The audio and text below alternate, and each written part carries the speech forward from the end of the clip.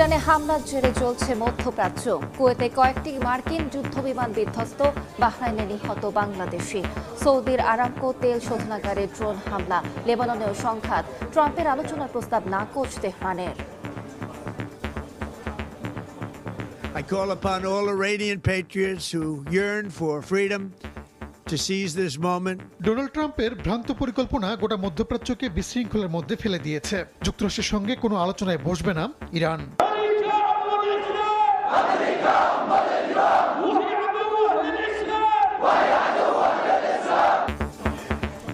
মার্কিন ইসরায়েল আগ্রাসনের প্রতিবাদে দেশে দেশে বিক্ষোভ। পাকিস্তান ইরাকে ব্যাপক সহিংসতা। হরমুজ প্রণালীর কাছে জাহাজে হামলায় বিশ্ববাজারে ঊর্ধ্বমুখী তেলের দাম।